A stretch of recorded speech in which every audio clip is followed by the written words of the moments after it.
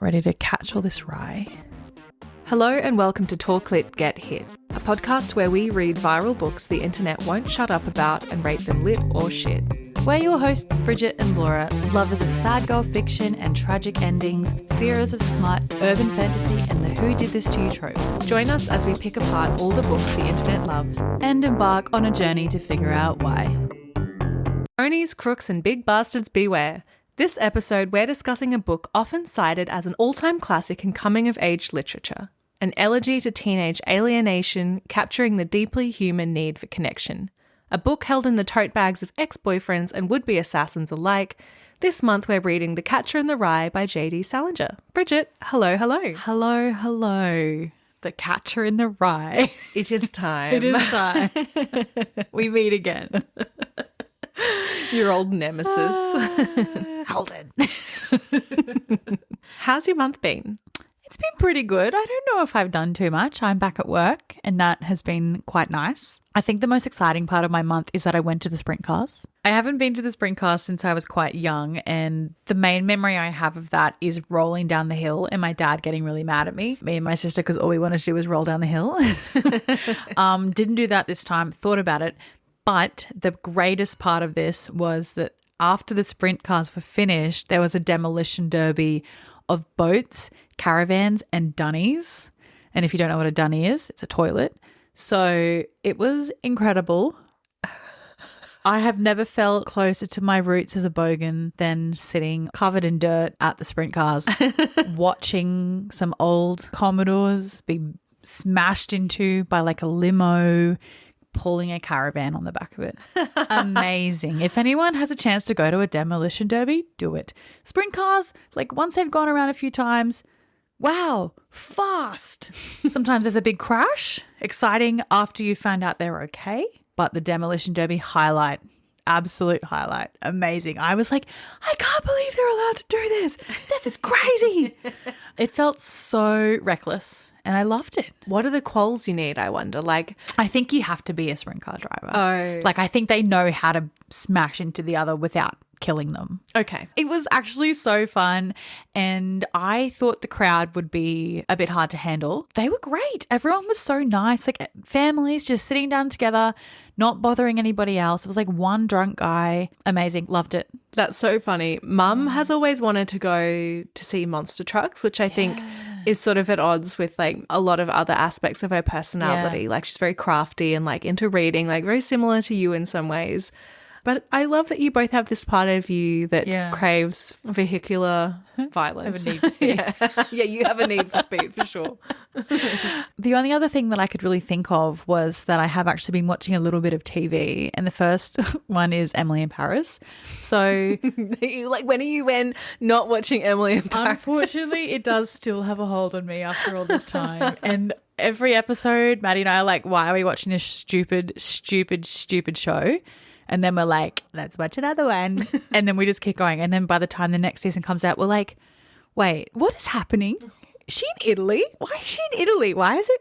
Anyway, so we're watching that. I am having a lovely time. And the other thing I've been watching is Bridgerton. And it's so good. Who would have thought after the train wreck that was the last season? I feel like it's listened to the criticism. It's back to the roots. We've barely had a Mondrich mention. Thank God. And it is about Sophie and it is about Benedict. I was hearing some feedback from someone who also was enjoying it, by the way, but they were just sort of describing to me what a dumbass Benedict was. Oh, yeah. Like the Cinderella situation where he'd like used his best artistic skills to sketch out exactly what her lips and nose looked like or whatever, and then cannot see her right in front of his face. I mean, I'm kind of too far involved to even like be on that train, because I'm like, no, I have justified that in my head. Spoiler, if you don't want to hear about this, skip forward. And it's not really a spoiler. So it's like obviously like a Cinderella retelling sort of thing. But when he first re-meets her, he's drunk. He gets sick. He like nearly dies. He has like an infection. And then the next morning he like wakes up and she's still there. So in my mind, I've sort of justified it by saying when he was drunk, he was drunk. And then the next morning she's familiar, but she's familiar because she's been here all night. You know, she's not familiar because I met her once 6 months ago. she's familiar because she's been here with me all night saving my life. I see. They kind of got me. Got you by the plot. I'm back in and I love it. I will watch it eventually, I think. Yeah. It's good. Okay. And it's crazy. I never thought I'd say that about Bridgerton again after season 3, but it's back, baby. Anyway, that's been my month. How has your month been? Yeah, my month's also been really good. I've had a really, really delightful start to the year. I've just been going to the reservoir. I've been going for walks. I've been going to little cafes. I've been seeing my friends. It's just been very wholesome, very nice. Something that's been helping me this month, and it feels like I'm dipping ever so slightly into a James Clear school of thought. But I've been writing really targeted to-do lists for the month. And so even if it's something small, like I want to go to a specific cafe I have been meaning to go to, I'll pop it in the list and I'm like, no, you actually have to do that this month. And then it feels really nice because I'm like, look what I achieved. Those are things I wanted to do and I did them. And so, yeah, I've just had like a very positive start of the year. That is positive. I wonder if it's because we're not using social media. It could be. Is that why we're so positive? I will never get off my high horse.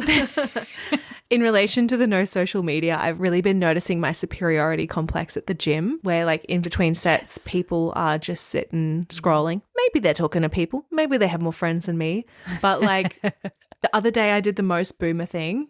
There were these like a gaggle of like floppy haired young guys using broccoli heads. Yeah, broccoli heads. Yeah. I only just found out that term. They were using the leg press machine, which I really wanted to use. And there's like 6 of them around one 6 machine. of them, yeah, Crazy. just doing nothing. And I was taking my time trying to find other stuff to do. It was like the last thing I had to do. I was like, I just really want to do this.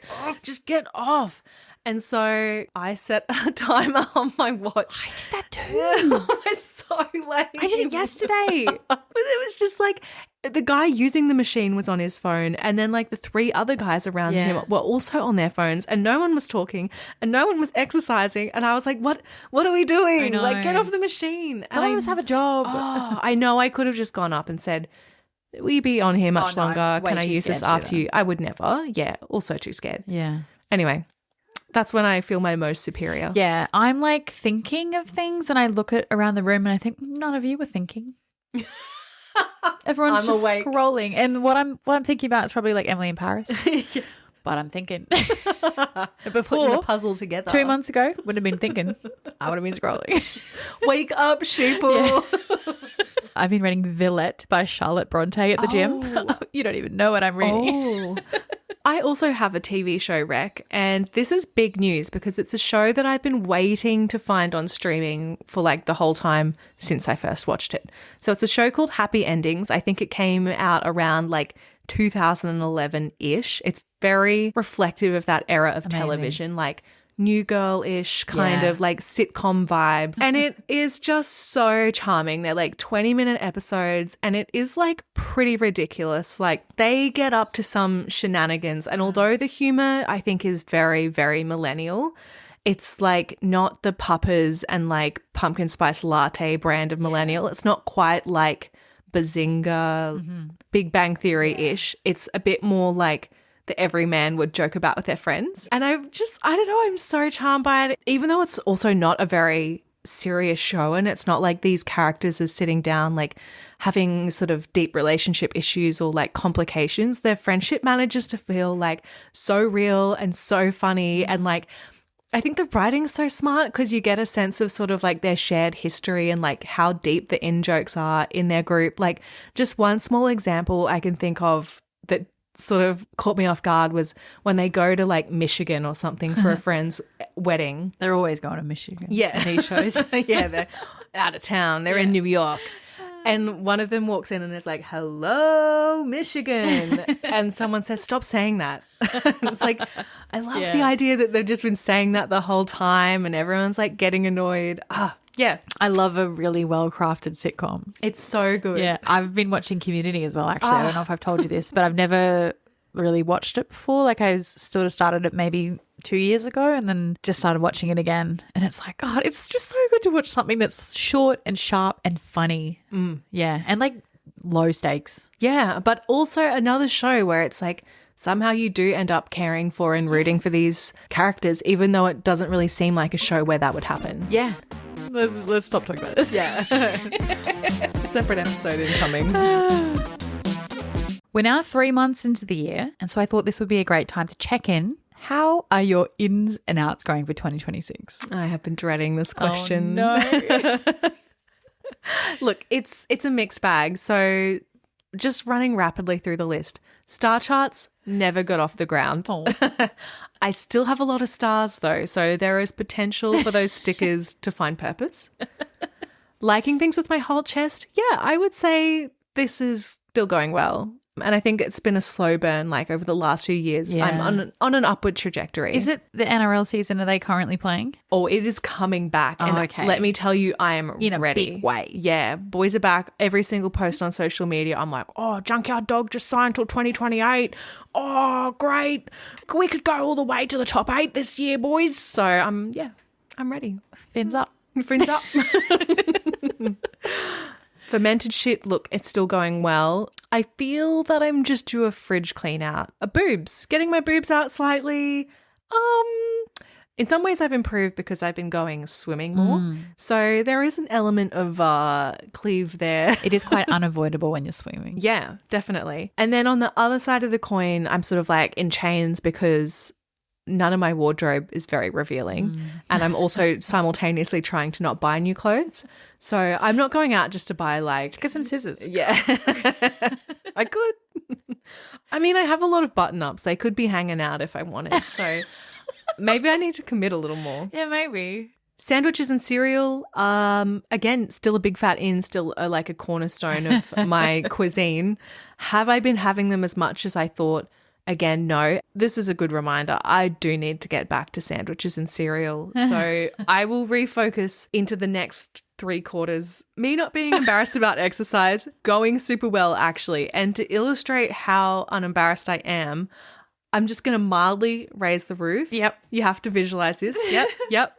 And I'm going to tell you that I have achieved the ability to run 2 kilometers without stopping. Yeah, amazing. Which is big news for me. Big in news. public. In public. Oh, in public? Yeah. On the treadmill? Both. Wow. Yeah. Amazing. In nature and on Raise the tread. the roof, Yeah. guys. What? Everyone. What? If you're driving, maybe don't. Yeah, please. Stay safe out there. But yeah, no, it's going well. That's so good. Actually, it's genuinely very exciting because my whole life I've thought that just lack people the say you ability. can do it, but they don't mean me. But I can. So that's cool. Living the pub life, it's not really going. I'm not really going to any pubs. There's not really any pubs near me. What about the Lakes Club? Leagues Club is now out of my league. They had a big fat makeover. For those who don't know, the Broncos are a team that won the grand final of NRL last year. And Did they? yeah, Lions, NRLW, and the Broncos won. Oh. So it was a big year. Queenslander. And the Origin. Oh, yeah, Nice. true. Yeah. Since their big win, their bistro, got a bit of money. Yeah, the bistro has been made over and it is no longer within my price range. They have a steak. Granted, it's in the like prestige section. It's $190. Yeah. So I can't go there anymore.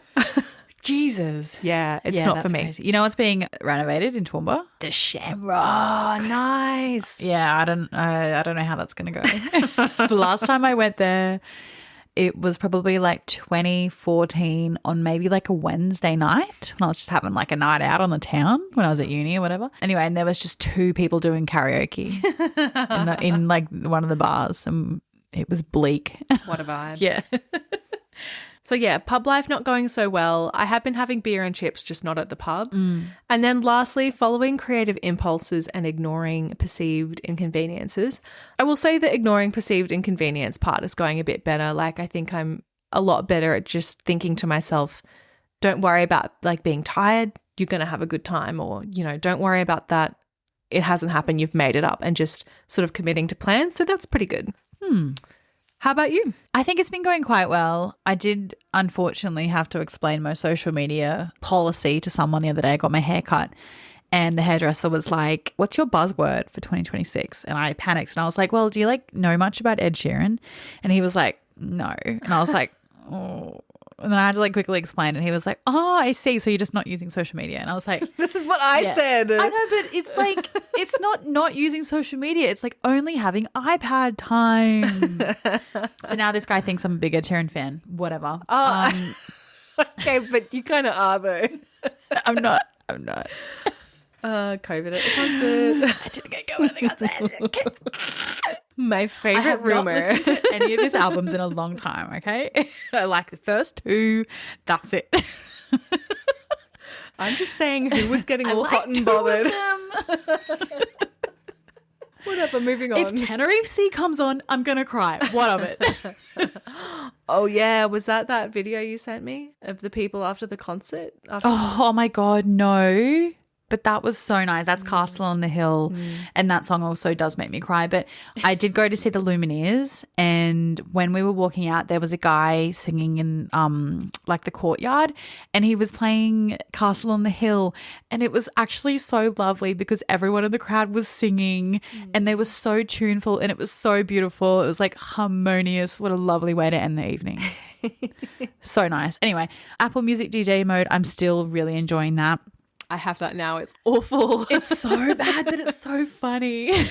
Exactly what you said. It has no regard for content, I love song, melody, rhythm, whatever. And it's also like, oh, slowing down. What are we going to get? It's really exciting. Alanis Morissette, still listening to that. Listening to music like I did in high school. I have been doing that. The first album that I really got stuck on was Hayley Williams' Ego Death at a Bachelorette Party. Listened to that nonstop for about 7 days, and recently been listening to this album by Clover County, which is she's like a country singer. Really nice. Just a lot of nice vibes and talking like this, but sometimes I really like that. And it's really nice. So that's been good.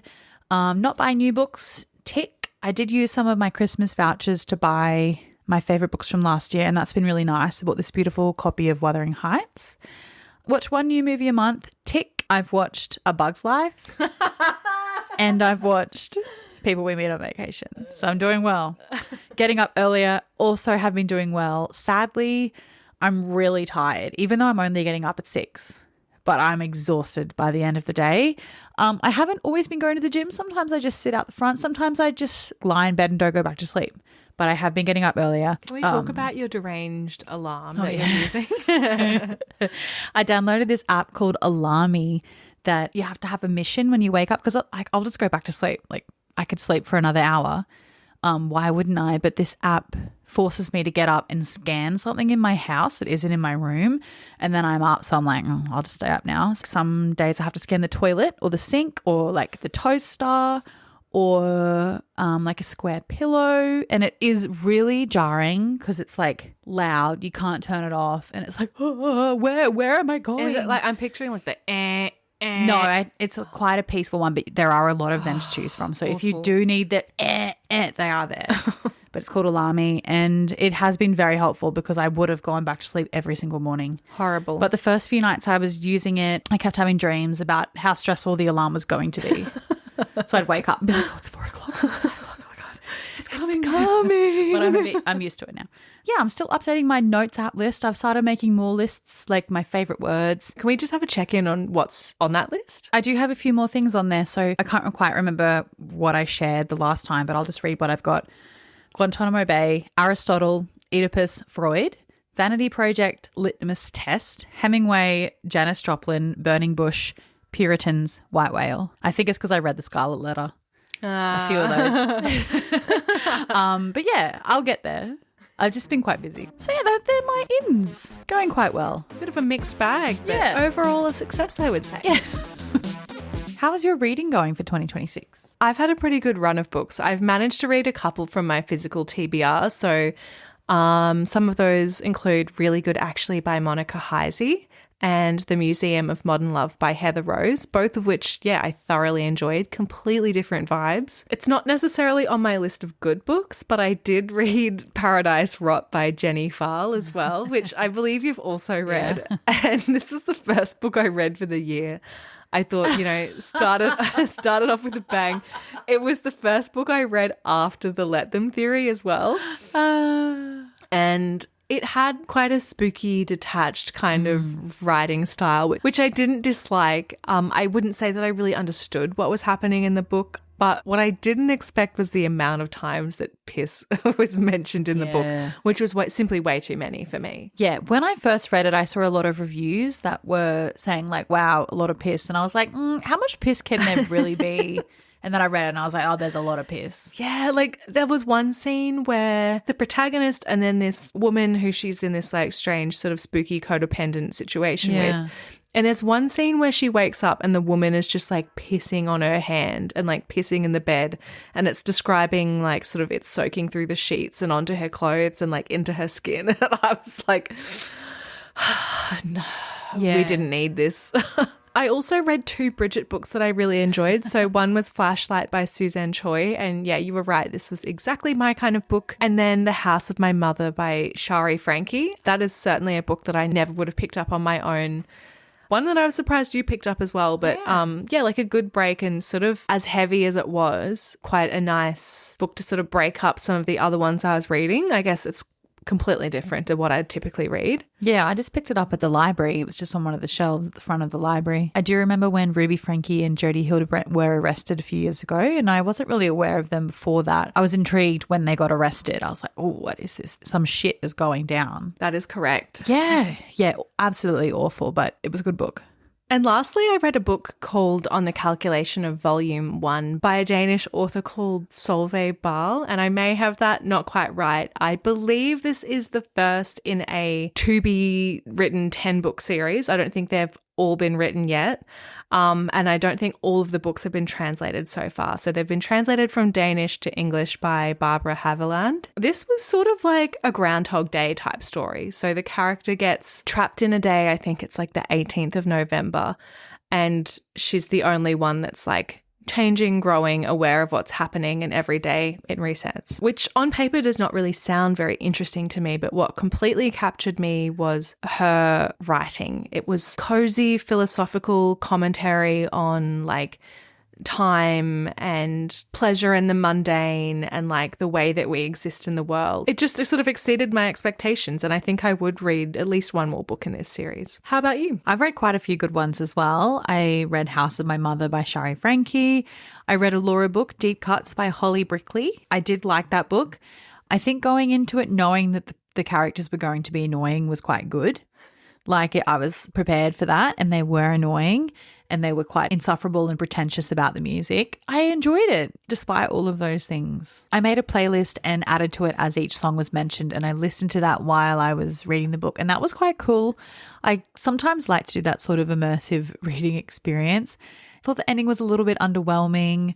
I read another one, which I think will be one of my favorites for the year, which was The 3 Lives of Kate Kay by Kate Fagan. And this was a really fantastic book. It was quite sad, and it was about this girl who had lived her life under 3 different names. And so you heard the story about each name. Started when she was in school and then moved into her sort of early 20s and then moved into her 30s. And it was a story about love and friendship and that sort of like codependency. Are we in love? Are we just best friends sort of vibe that we seem to love? And it was quite devastating. I've heard people say that it was like Evelyn Hugo once again. Way better. Another one that was really good was In Spite of You by Patrick Lenton, who is an Australian author. It felt like a sort of rom-com movie that you'd watch. It was a gay romance where this man was haunted by his ex and he was going to have to see him at a reunion for this prestigious literary writing course that he did one time. And it was like a revenge plot. He wanted to get hotter and he wanted to make his life so cool. And it was just silly and funny, and it was really, really good. 2 books that I have been trying to get a copy of for ages were Scenes of a Graphic Nature by Caroline O'Donoghue and First Love, Essays on Friendship by Lily Danziger, and I really enjoyed both of them. I love Caroline O'Donoghue. Everything she writes is so delightful, and this one was a little bit different to what I expected. I didn't really think it was going to have that sort of mystery. It was quite spooky, Nancy wasn't it? Drew kind of vibe. And a little bit spooky. First Love, Essays on Friendship, that was nice as well. Like about friendship and about girlhood and grief and family and all of these things. It was really nice. And the last one I read was Hailstones Fell Without Rain by Natalia Figueroa Barroso, who is an Australian Uruguayan author. I don't know if that's how you say that, but it was really interesting. It was split into 3 stories of 3 different women, in the family and across different timelines.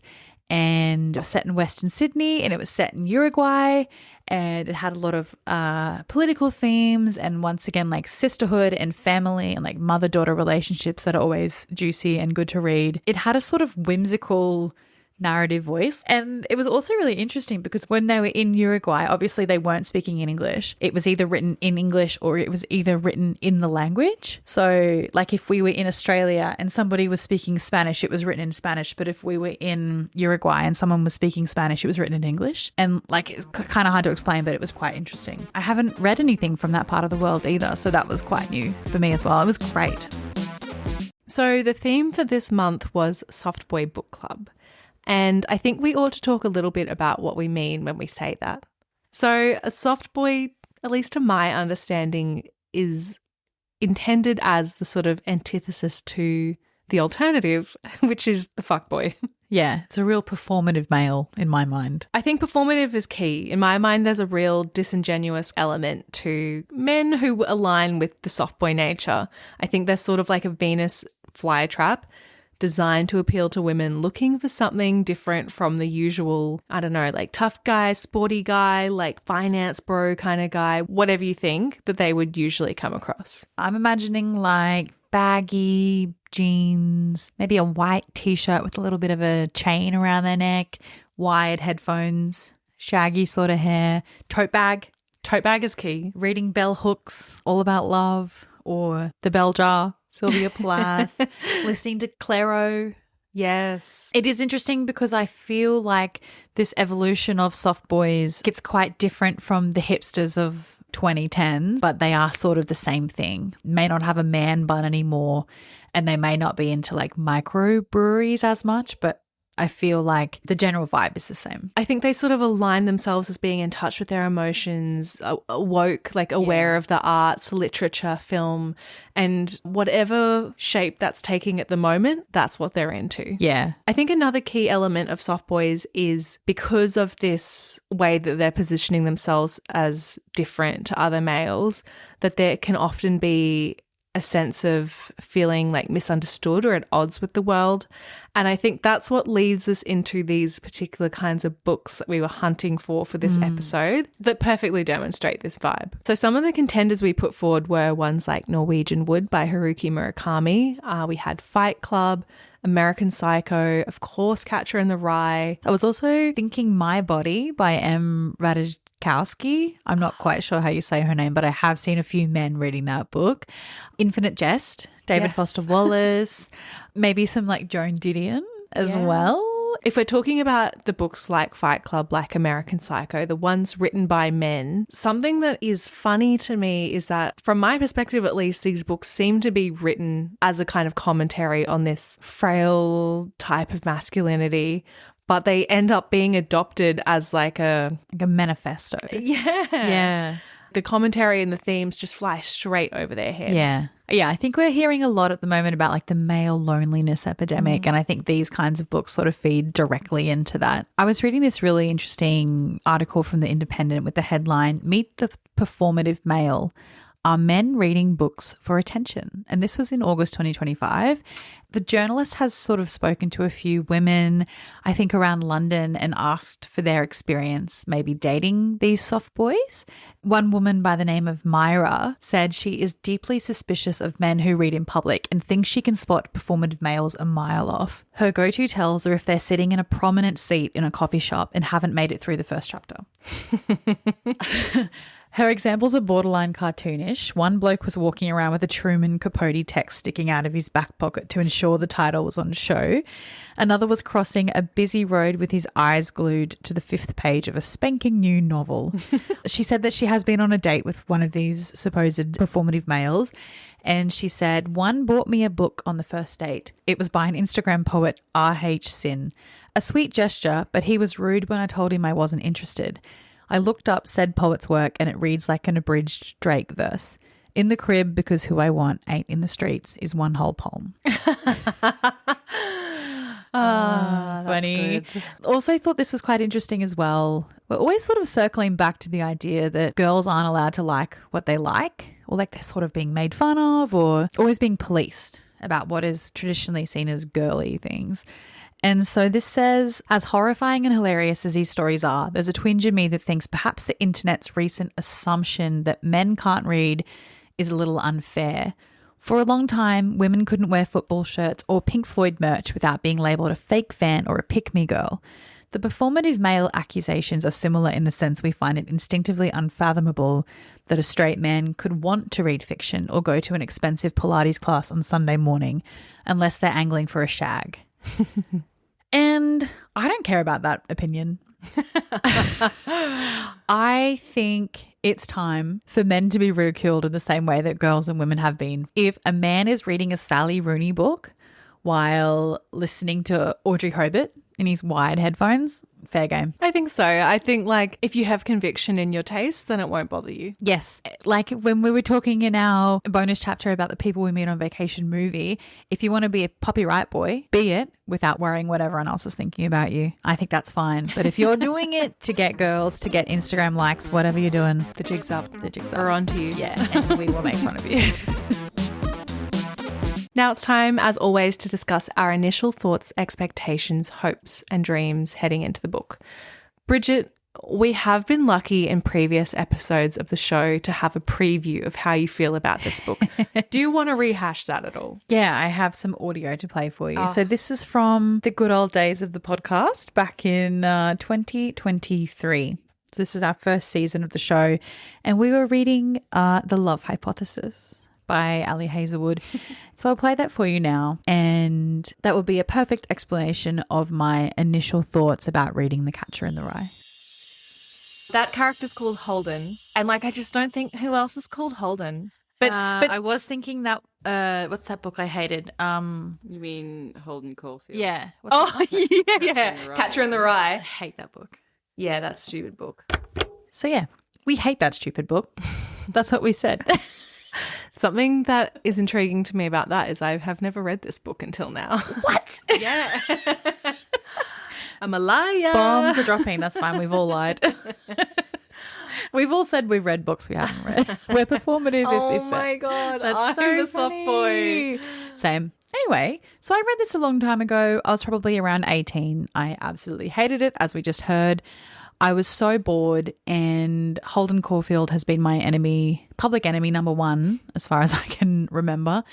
I gave away my copy a few years ago because I never saw myself rereading it, so I had to go and buy a new copy. Stings. That does sting. That being said, I could not remember a thing about the plot or the character other than he was a whiny boy, and I did remember that he would call everyone and everything a phony, and I did also remember that not much happened. It is funny because my favourite books now are books where not much happens. So it is interesting character growth. As I've said 3 million times before, I don't enjoy reading books written by or from the perspective of men. Not always as a rule. There have been rare exceptions. Yeah. Yeah. Like just for anyone out there that's like... They seem to be hating on men a lot. I did recommend a book by a man at the start of the episode, guys. You are a well-rounded reader. Yes. I try my best. Anyway, so I was pretty sure that I would hate every single page of this book. How are you feeling going into this? Now we know that we've never actually read it, you phony. I'm such a fake. Fake and phony. I have tried to read this book many times. I guess in that clip I never alleged to have read the whole thing. I just said that stupid book, and that was my impression. I reckon I've read or tried to read the first chapter or so 15 times in my life. In the front cover of the copy I have, I see my handwriting as it was in high school, which is when I got this book. So it's quite amazing that I've had it in my collection for so long. I remember I really, really wanted to read this book and enjoy it because I think it was on Tumblr a lot, and it was also in the book list that the teacher gives Charlie in The Perks of Being a Wallflower. So I think I just kept thinking, oh, it's just going to be Perks of Being a Wallflower 2.0, picking it up and being like, not at all. That would have been why I read it as well. Like, I would have been seeing it a lot in cool places where I was spending my time. It's, obviously it's on lists of books everyone should read, and I love reading from that list. So that's why I would have read it as well. So based off those experiences and knowing who I am now and liking what I like, I was not very excited to read this.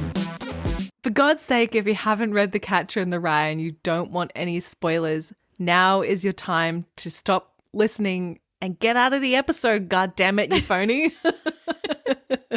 You know what I love about this content warning is if you haven't read it, you're like, why are you so aggressive? True. I think keep going. We'll be discussing the plot of the book in detail, so now is the time to hit pause, subscribe to the show, and come back when you're ready. The Catcher in the Rye includes mentions of suicide, death of a family member, sex work, drug and alcohol use, racism, misogyny, and mental health issues. Fleeing the crooks at Pensy Prep, he pinballs around New York City seeking solace in fleeting encounters. Shooting the bull with strangers in dive hotels, wandering alone around Central Park, getting beaten up by pimps and cut down by erstwhile girlfriends. The city is beautiful and terrible, in all its neon loneliness and seedy glamour, its mingled sense of possibility and emptiness. Holden passes through it like a ghost, thinking always of his kid sister Phoebe, the only person who really understands him, and his determination to escape the phonies and find a life of true meaning. The Catcher in the Rye is an all-time classic in coming-of-age literature, an elegy to teenage alienation, capturing the deeply human need for connection and the bewildering sense of loss as we leave childhood behind. Okay, Bridget, I'm desperate to know. Has time improved your relationship with The Catcher in the Rye, or has it soured it like milk? Has time healed all wounds or only made them deeper? Yeah. Okay. I reluctantly started reading this and I got about halfway through before I realized I was actually having a really good time. I was chuckling to myself and I genuinely had no idea where the story was going. The whole time I was reading, I was struggling to figure out why this book is still popular. Why has it endured the test of time? Why was it ever popular? When I got to the last 50 pages or so, this wave of sadness hit me and I felt so much for Holden and it just clicked. And I was like, oh my God, I get it. And I was absolutely shocked and I was absolutely devastated at the end of it. Crazy. But I had a great time. How about you? I am so shocked to hear you say that, because that was my exact same journey. Isn't it absolutely crazy? I was like, What? I cannot believe this. I was like the first 6 chapters, most certainly, cracking up. Yeah, it was funny. I was Googling, like, is Catcher in the Rye a comedy? Yeah. What is the tone of Catcher in the Rye? And then there were these sections where I would be like, oh, I'm crying. Like, Yeah. what am I feeling right now? I know. And like, he was still so annoying. Yes. Do I like this character? No, not really. But do I feel for him? Yeah. Yeah. Yeah. And something about it really, really swept me up. It's hard to put into words because I'm still like, but why? But it just feels so right. I don't know. It's a really clever book. I was wondering how much our recent Bridget Jones Looking for Alaska epiphanies have influenced my abrupt 180 of this book. I don't know, just sort of feeling empathy, or I don't know what the word is, kindness for teenage selves, like our teenage selves, and like teenagers that are trying to just figure out where their life is going and coming to terms with the end of school and the end of childhood and all of these things. And I don't know, I just thought it was really sad. Like, he's just a little boy who's lost his... I've got to cry. Yeah. If you're crying, I'm crying. Whose brother has died and he can't handle it, and his friend at school killed himself. So sad. And I was like... Thanks a lot, Bridget. Actually so sad.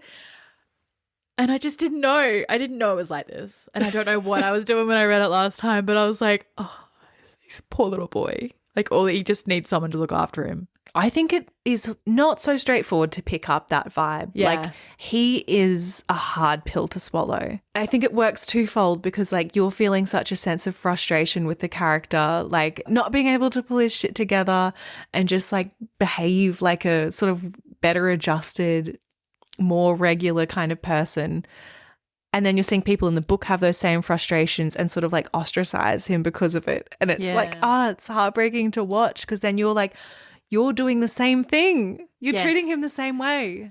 That's a lot for him to be dealing with at such a young age and with like no support. Because if that was happening now and you're in school, like you would have therapy, you would have counselors, you would have psychologists, hopefully. You would hopefully have those support networks in your life and sort of those agencies that would come in and lend support to the family and the student and whatever. But I think he was just so alone in his little world. And it was so sad. I read this review from a girl I follow on Goodreads, Emma. I think her Instagram is Emma Reads Too Much. Part of her review says, it's the story of a heartbreakingly empathetic child coping with coming of age and the death of his brother while being betrayed by every authority figure and person he trusts. And his main takeaway is still loving his sister and appreciating the world around him and missing everyone he's met. I really did not expect, I don't know, 2 weeks ago when I started this book, did not think we would be sitting here doing this.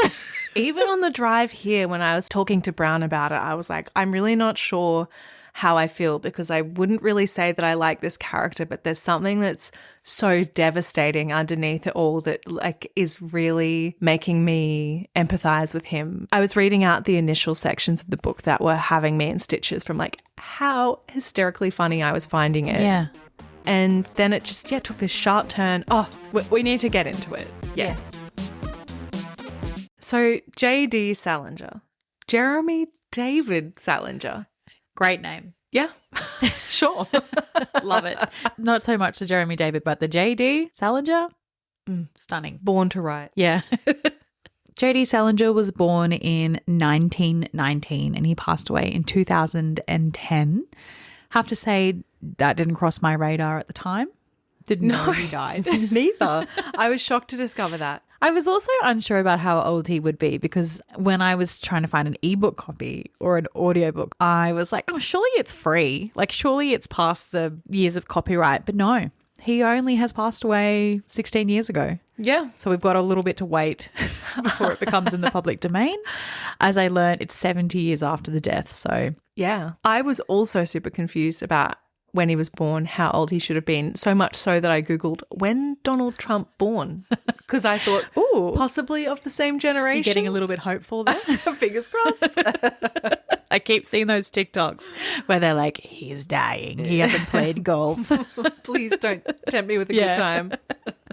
So it seems that JD, good old JD, Jezza, seems that Jezza was just bopping about, writing, published a few short stories before he served in World War II. And he seemed to have quite a lot of PTSD from that time in the war, as you would expect. Something I found really interesting about the publication of this book is that it was partially published in serial form between 1945 and 1946, and then it was novelised in 1951. A few books in the past we have sort of accused of being published in this sort of fan fiction-y sort of way where they might release a chapter a week or a chapter a month or sorry guys, this week's chapter is late. I was just finishing my English homework sort of thing. I'm talking to you, The Love Hypothesis. Wildfire, Icebreaker.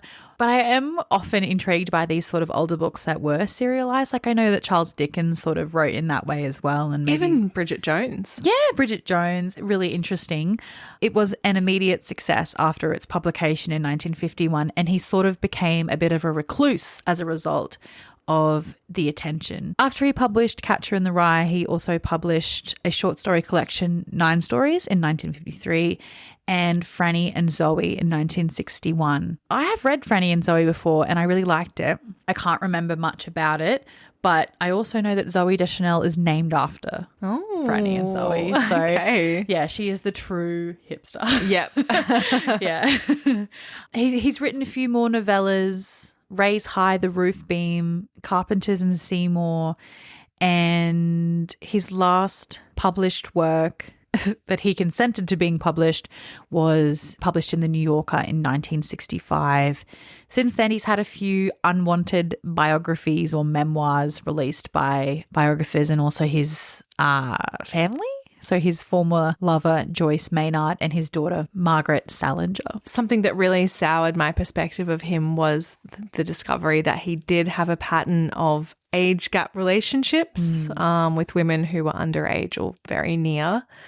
I guess one that stands out is in the case of his relationship with the novelist Joyce Maynard, she was 18 and he was 53. Yuck. And apparently he wrote to her after she'd published an article when she was 18 on her life so far, and he sort of sent her a letter that was like, love your writing, keep up the good work, kiddo. And then they kept in contact until ultimately she dropped out of Yale, went to be with him, and then, that ended a year later in a miserable fashion. And when she spoke up about it, naturally everybody was like, keep his name out of your mouth, you silly little girl. So not good. Not good. I did also read a small section of a book called J.D. Salinger's The Catcher in the Rye, A Cultural History by Joseph Benson. And he wrote the first 6 chapters of The Catcher in the Rye just before witnessing the horrific results of racial prejudice in the Nazi concentration camps, and then wrote the rest of the book after, representing the single most important fact about the novel. I really noticed that tone shift, and I am so interested, and I guess we will never know what book he was intending to write, but I can really see how the influence of that and sort of just his utter disillusionment with the world must have bled into this book. I read somewhere that he said that it was a somewhat autobiographical novel, and he just seems like somebody who was searching for connection or searching for meaning in his life. He practiced Zen Buddhism for a few years, and he followed something called Advaita Vedanta Hinduism, which advocated celibacy for those seeking enlightenment and detachment from human responsibilities such as family. Wow. He was practicing Kriya Yoga, and after he abandoned that, he tried Dianetics, which is the forerunner of Scientology, even met with the founder L. Ron Hubbard, but quickly became disenchanted with that. He then tried a few different spiritual, medical, and nutritional belief systems, including Christian Science, Edgar Cayce, homeopathy, acupuncture, macrobiotics, and Sufism, which allegedly a lot of other writers also dabbled in the 1960s. This book has also frequently appeared on banned books lists almost since its first publication. I see you have a note here that according to One Angry Parent's tabulation, there are 237 instances of goddamn, 58 uses of bastard, 31 usages of Christ's sakes, and 1 incident of flatulence. And that was what constituted what was wrong with the book. It was funny, wasn't it? It's just so interesting how language changes and society expectations change, because when his sister was telling him to stop swearing, I was like, where's this? F? C? No, G.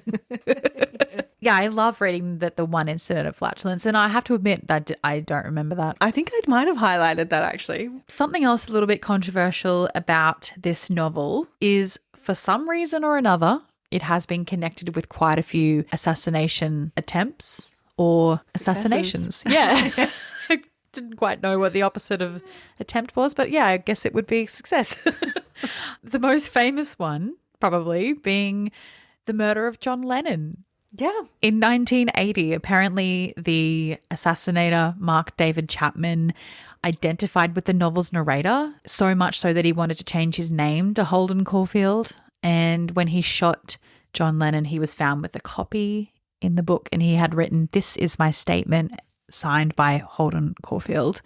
And he also read a passage from the novel to the court during his sentencing. A man called Daniel Stashauser speculated that he had wanted John Lennon's innocence to be preserved by death, inspired by Holden talking about children's innocence in the book. Another big one, John Hinckley Jr. tried to assassinate Ronald Reagan in 1981, and the police found The Catcher in the Rye in his hotel room, amongst other books as well. And one last man, Robert John Bardo, who murdered the actress and model Rebecca Schaefer, was carrying the book when he murdered her. Interesting that they're all men. Not all men, but always a man. Yeah. Oh, dear. I think one last thing that's sort of intriguing and frustrating about this book is that in the wake of its 1950s success, Salinger did indeed receive and reject numerous offers to adapt The Catcher in the Rye for the screen. This was frustrating. I was trying to find an audiobook copy. I was trying to find if there was like a film adaptation, a play, like anything that I could just sort of use to sort of bolster my understanding of this book, and there is nothing. And this is because he thinks the character Holden is unadaptable. And you know what? Having read the book, I agree. Yeah, I kind of love it that he's like, no, if you want to read my book, you've got to read my book. Yeah. I mean, thinking about Wuthering Heights at the moment, as we're recording, it's not out yet, but I am becoming increasingly annoyed about the way that that book is being portrayed in that movie. And if I was the author, I'd be, I don't know. It either is or it isn't. Yeah. Yeah. I don't know if I would want to watch this movie. I found this book to be quite similar to The Perks of Being a Wallflower. And when I watched that movie, I felt like there was something missing, like some magic missing that the book just had. And I think it would be very, very hard to do this. I did see that at one point he wanted it to be, or maybe thought at one point it could be a play, and he would have liked to play the part of Holden Caulfield. Joyce Maynard said the only person who might have ever played Holden Caulfield would have been J.D. Salinger. Fair. I did see something interesting that there was like a fan writer, maybe like fan fiction sort of thing, was trying to write a fan sequel, and he was like, not on my watch, and shut that down with legal action. The only person who can write fan fiction about my own life is me. Release it in the paper, bitch. One more thing that I really want to talk about is the original cover of the book. Sadly, when I went to my local independent bookstore, they didn't have the cover that I wanted, which is the one that we all know and love. It's got some red shit on it. And I have to admit, before I finished the book, I had never really looked at the cover. I'd seen it many, many times, but it is actually quite beautiful. It's a beautiful cover. Is it a horse? It's one of the carousel horses. Ah. Which is so lovely. And in the background, it has the New York City skyline. Oh. And it's stunning, I think. I have the ugly cover too, and I'm very sad about it. It is sad. Apparently, his friend E. Michael Mitchell created it. Thank you, E. Michael Mitchell. Very iconic. Let's talk about Holden Caulfield, because before I read this book, I had little to no understanding of what this book was even going to be about. Now, I can't remember what I was actually Googling, but I typed in, was Holden C? And the results that came up were, was Holden Caulfield gay? Was Holden Caulfield a spoiled brat? Was Holden Caulfield autistic? Was Holden Caulfield in a mental hospital? Was Holden Caulfield sexually abused? Was Holden Caulfield mentally ill? And was Holden Caulfield essayed? And that was an intriguing list of unanswered questions heading into this book. I agree with J.D. Salinger. I think it would be really, really difficult to capture the tone of this narrator because I had such a hard time finding a voice. And I think my understanding of how people spoke and how teenagers spoke in like the 1940s, 1950s kind of era is pretty slim. And I think there's a good chance that he's done a great job of capturing that kind of vernacular. But the way that it initially read to me was like the nastiest gay guy you have ever met in your life, and I could not stop cracking up. I love how he hates everyone at the start. It's iconic. Like, it is so funny. I could read out a couple of sections because I felt really inspired. There's this lady on TikTok who does so many funny videos, but one in particular that comes to mind is a video she did after the capture of Luigi Mangione. And it was from the perspective of the person that called the hotline to dob him in, but called the wrong hotline. And it's sort of like a riff on a transatlantic kind of accent. She's so good. She's so good at it. And it's like, I'm the one that dobbed the bad guy in. And I called the wrong hotline. Okay. So I won't be getting a reward. Right. But now everyone knows my name and my address. Okay, nice. She's so funny. And that is exactly what I dialed into for this child. You saying that is sort of a bit like whatever his name was in The Favourites, the one who's meant to be Nellie. Yes. Bitchy. Yeah. So even on page 1, he's talking about his brother. Now he's out in Hollywood, DB, being a prostitute. If there's one thing I hate, it's the movies. Don't even mention them to me. I was like cracking up. I mean, I didn't really picture him like that. I thought about like when we were at school, we were like, ew, swimming carnival, ew, sports carnival, ew, we're just going to put on a stupid costume and not do any sport. Yeah. And I love that about him as well, because there's this line on page 2. He says, it was the last game of the year and you were supposed to commit suicide or something if old Pensy didn't win. Yeah. And that's what we'd be like too. We'd be like, well, we've got to commit suicide. I highlighted that section too. So funny. There's a really funny bit where he goes to visit one of his old teachers who's quite old and he's sick. I can't wait to see if we have the same ones highlighted. There's a few sections highlighted here. So in this part, the teacher is talking about Holden's parents, and he says, I had the privilege of meeting your mother and father, blah, blah, blah. They're grand people. Holden says, yes, they are. They're very nice. And then internally he says, grand. There's a word I really hate. It's phony. I could puke every time I hear it. I highlighted a bit in that same sort of part, and he was like, you take somebody old as hell like old Spencer and they can get a big bang out of buying a blanket. And then another one. What made it even more depressing? Old Spencer had on this very sad, ratty old bathrobe that he was probably born in or something. It's so funny. I love those bits too. And then there's like a really good bit where it's like the teacher's second attempt at throwing something onto the bed and he's missed again. And he says, he tried chucking my exam paper on the bed when he was through with it, only he missed again, naturally. I had to get up again and pick it up and put it on top of the Atlantic. It's so boring to do that every 2 minutes. He sucks so much. I love him. I was obsessively reading this for like the first 6 chapters before he hits you with the boom. Shift. Yeah. My brother died. Yeah. And you're like, oh God. And because I think like at some point he kind of makes mention to the fact that he is in some place. Like, I'll just tell you about this madman stuff that happened to me around last Christmas, just before I got pretty run down and had to come out here and take it easy. And that's I didn't really register that when I read it. And so it really took me by surprise when it took a turn, because I was having such a great time. I also love when he had to listen to his shit essay that he wrote. And I thought, this is so funny, because in my mind, this is like everything that I wrote at uni. It wasn't, but that's how I feel like it would be. And so the teacher's reading it out to him to like sort of like a wake up call. yeah. Like, This was funny. You Yeah. can't submit this shit. You're so clever. What are you doing? He says he doesn't want to hear it, but he's going to read it anyway, because you can't stop a teacher when they want to do something. They just do it.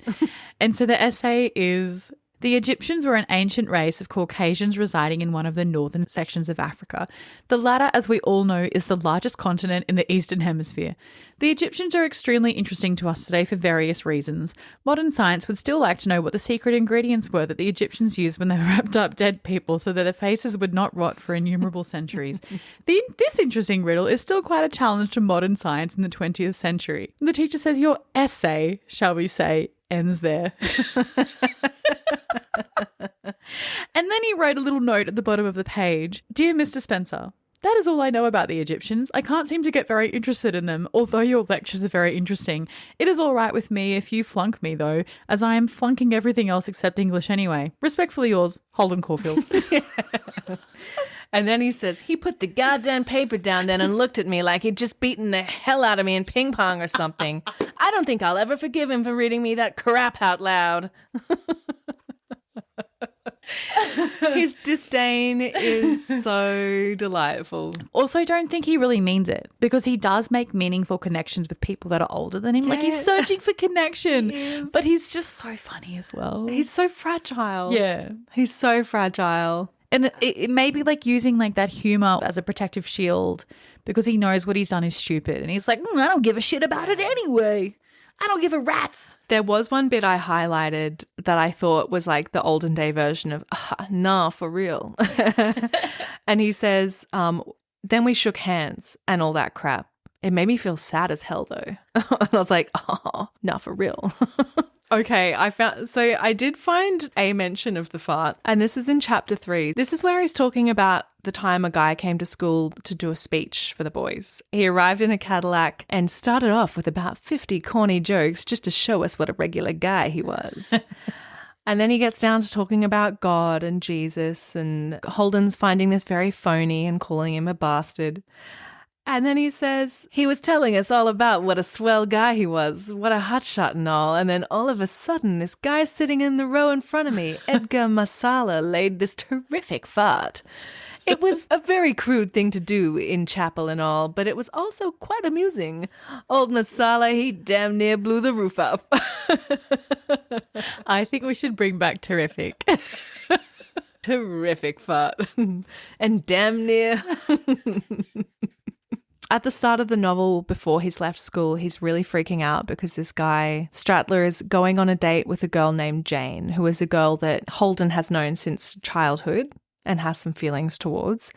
And he's a little bit nervous about how their date could be panning out and sort of like firing off in odd directions and really can't get a hold of his emotions here. He says, I sat there for about half an hour after he left. I mean, I just sat in my chair not doing anything. I kept thinking about Jane and about Stradler having a date with her and all. It made me so nervous I nearly went crazy. I already told you what a sexy bastard Stradler was.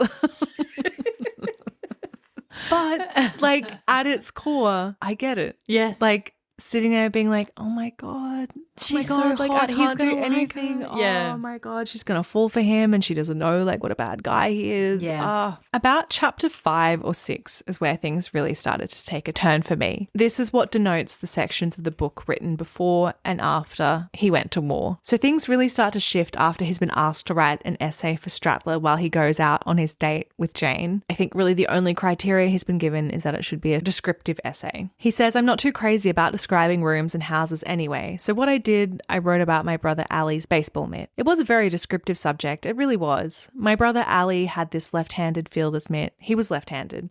The thing that was descriptive about it, though, was that he had poems written all over the fingers, in the pocket and everywhere, in green ink.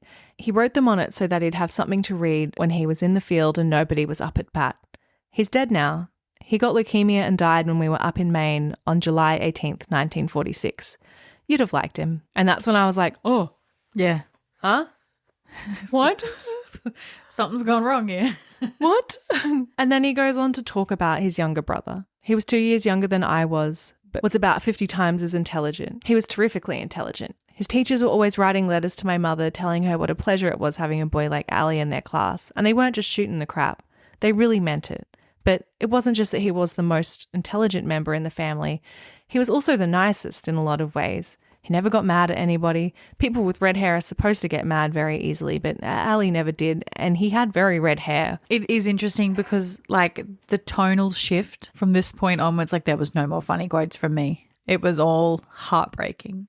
Absolutely heartbreaking quotes that I was highlighting because I realized it was a very different kind of book Yeah. than what I originally thought it was going to be. Something that is always very sad is leaving childhood and sort of like becoming adults for the first time, realizing that everything's about to change. And there were a lot of really nice quotes about this. One that I really liked was when he went to visit the museum. So he's sort of just been walking around New York for a few days, like, I don't know, just deep in his feels, I guess. It is a lovely quote, but there are a few words in here that I'm not sure are still appropriate to be saying in 2026. So I might just say person instead. The best thing though in that museum was that everything always stayed right where it was. Nobody'd move. You could go there 100,000 times and that person would still be just finished catching those 2 fish. The birds would still be on their way south. The deers would still be drinking out of that water hole with their pretty antlers and their pretty skinny legs. And that person with the naked bosom would still be weaving that same blanket. Nobody'd be different. The only thing that would be different would be you. Not that you'd be so much older or anything. It wouldn't be that exactly. You'd just be different. That's all. You'd have an overcoat on this time. Or the kid that was your partner in line the last time had got scarlet fever and you'd have a new partner. And it sort of goes on about that, and then he relates it to his sister Phoebe. I kept walking and walking, and I kept thinking about old Phoebe going to that museum on Saturdays the way I used to. I thought how she'd see the same stuff I used to see and how she'd be different every time she saw it. It didn't exactly depress me to think about it, but it didn't make me feel gay as hell either. Certain things, they should stay the way they are. You ought to be able to stick them in one of those big glass cases and just leave them alone. I know that's impossible, but it's too bad anyway. Anyway, I kept thinking about all that while I walked. And I really liked the way he would say this, like, really devastating things and then end it with just like anyway, I just kept walking.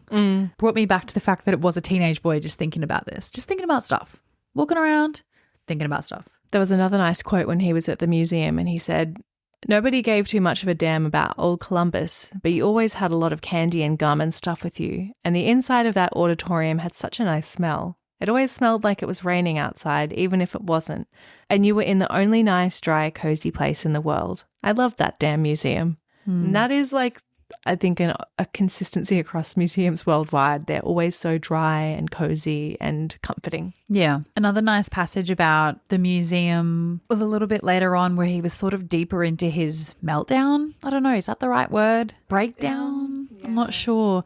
But it's just after he's been to Phoebe's school and he's noticed that there's some graffiti on the walls and he's been quite upset about that. Like, little kids shouldn't be seeing graffiti and they shouldn't be worrying about things like this. They shouldn't have to lose their innocence at such a young age. And he's gone into this tomb where there's these Egyptian mummies. And he says, I was the only one left in the tomb then. I sort of liked it in a way. It was so nice and peaceful. Then all of a sudden, you'd never guess what I saw on the wall. Another fuck you. It was written with a red crayon or something right under the glass part of the wall under the stones. That's the whole trouble. You can't ever find a place that's nice and peaceful because there isn't any. You may think there is, but once you get there, when you're not looking, somebody will sneak up and write fuck you right under your nose. Try it sometime.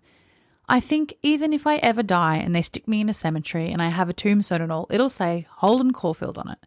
And then what year I was born and what year I died, and then right underneath it, it'll say, fuck you. I'm positive, in fact. And I just really enjoyed how he would just like ruminate on these things. It would just spiral and spiral and spiral and put him into like this very, very dark place. I guess some of the themes of this book are like alienation and isolation. And I was so consistently struck by him going from place to place, event to event, person to person, and consistently trying to seek connection and consistently getting it wrong. It was like watching him always choose like the wrong dialogue option. Like when he goes to meet his friend Old Luce, who he knew from Hooton, which is another school he got kicked out of. And he said the only thing this guy did was give these sex talks late at night where there are a bunch of guys in the room, and he would tell them all of this sort of like perverted, like juicy stuff about sex and like sexual proclivities. It was such a tough scene to read because he just wants to go back to that sort of scandalous, juicy conversation, and he doesn't understand that this guy has moved on. He's learned a little more. We don't talk like that anymore. We're not still in school. He's sort of making like disparaging comments about gay guys in the bar. Then he finds out that this guy's wife is Chinese and he has a bit of a run with that. And the guy's sort of like, hey, nah, not cool. And another passage that was so painful was where he says, how's your sex life? I asked him. He hated you to ask him stuff like that. Relax, he said. Just sit back and relax, for Christ's sake. I'm relaxed, I said. How's Columbia? You like it? Certainly I like it. If I didn't like it, I wouldn't have gone there, he said. He could be pretty boring himself sometimes. What are you majoring in? I asked him. Perverts? I was only horsing around. What are you trying to be? Funny? No, I'm only kidding, I said. Listen, hey, Luce, you're one of those intellectual guys. I need your advice. I'm in a terrific... He let out this big groan on me. Listen, Caulfield. And then he like cuts him off.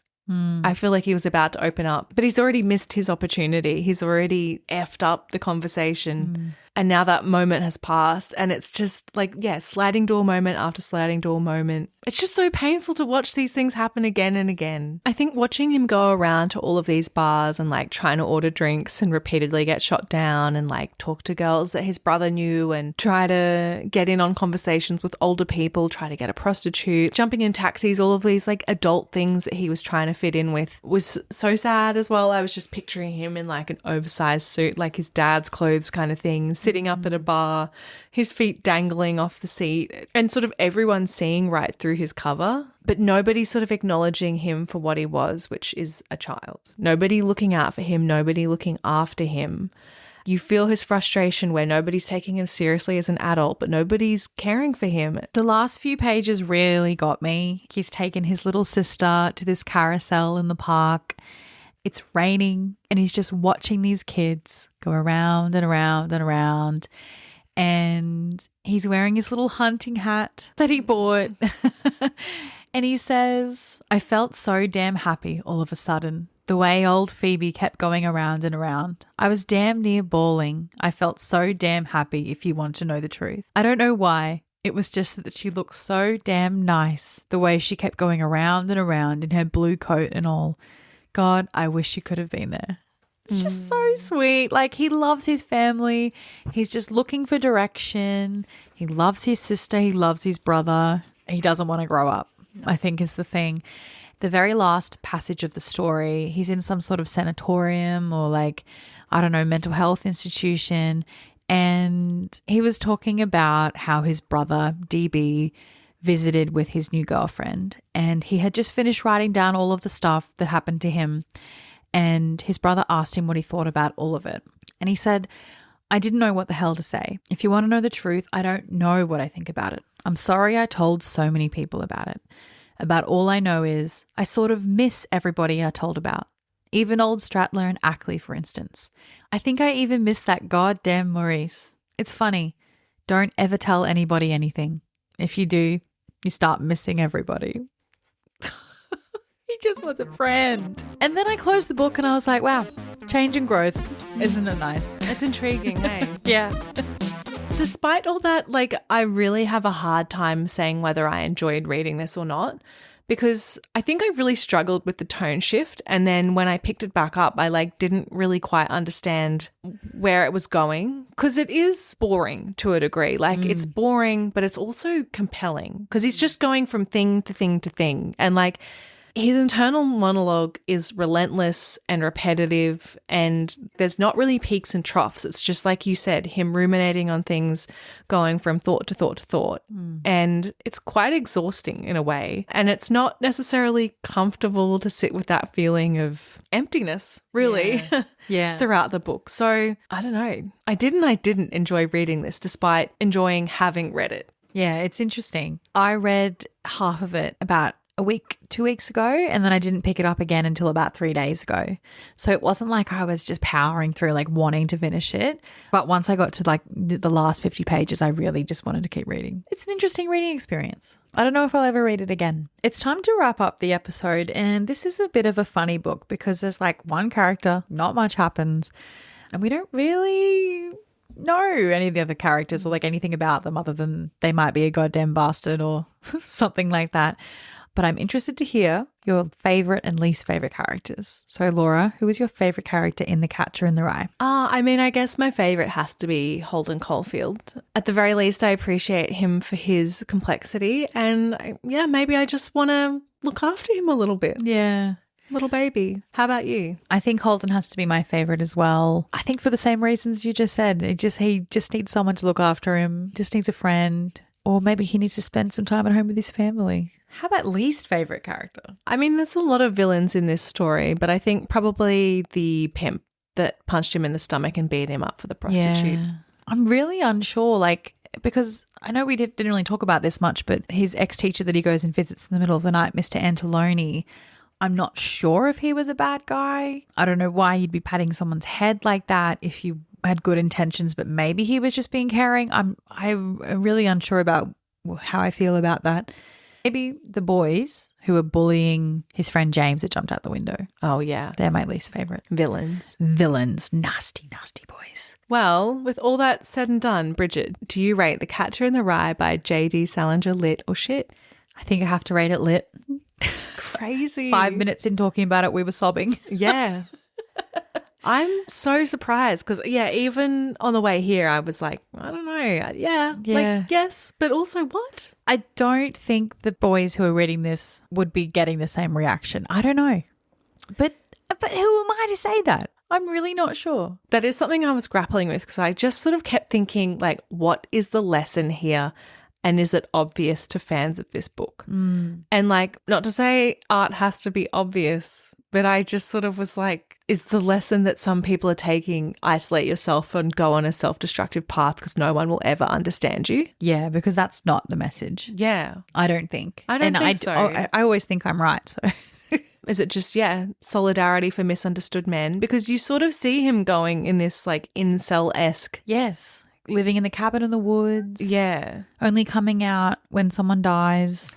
And then you see him like sort of effing up in a social setting, people reacting badly, and that reaffirming his like them versus me mentality. I feel like there are people that could identify strongly with those elements of the book. We will always be different and people will never understand. I guess you do pick out, like you have your own bias of whatever media you're consuming, and you do pick out messages that you want. So who are we to say they're wrong? But they are wrong. They are wrong. And unfortunately, that is the point of art. Yeah. I also rate this lit. Yeah, despite being shocked and confused. Shocked. Wow. This is a public apology to Holden Caulfield, JD Salinger. Sorry. Yeah, we were the real phonies all along. For our next bonus chapter, we have something new for you. Laura will be reading a very special book picked by me, Bridget. Have your say on what we read next by keeping an eye on the link in our show notes and on our socials. Make sure you subscribe to the show, and if you want to be on the same page as us, follow us at talklit.gethit on Instagram and TikTok.